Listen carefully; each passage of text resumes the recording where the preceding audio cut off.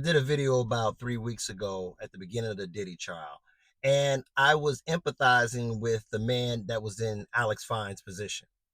But when I did the video, a lot of women came and responded to me saying, oh, he knew all along and etc. And maybe that's the case.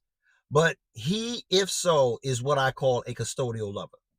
Now, usually this happens to older men, but it can happen to younger men too. A custodial lover is the guy who is not the woman's first choice. He's the cleanup man. He's the second, third, maybe fourth choice. He's the one that's going to come along after a woman has made a lot of bad choices and fix her life, marry her, give her another child, be what I call Sierra's prayer. And that is the worst situation a man can put himself in. Now, as we know, Cassie is an example of a woman who led a promiscuous life, probably had her body turned more times than a handle at a Chipotle shop. And this guy decided to step in and be the custodial lover.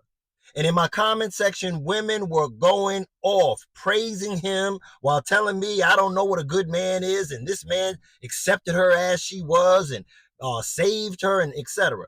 And in many cases, promiscuous women or women who have made bad choices love to shamelessly salute the men that come along to save their lives and make them look like a decent woman, which is what this guy has done.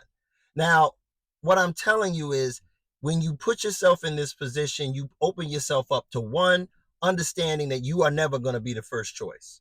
You have taken on somebody who has too many soul ties and has had sex with too many different people to truly connect with you in a pair bonding way.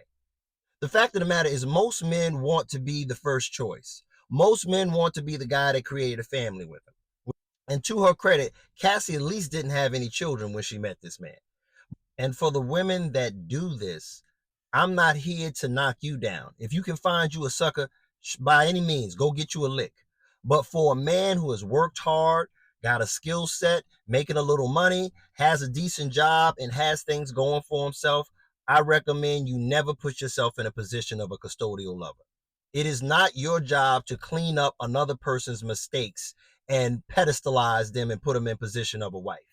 And I think we as a collective need to start being more selective in the women we choose.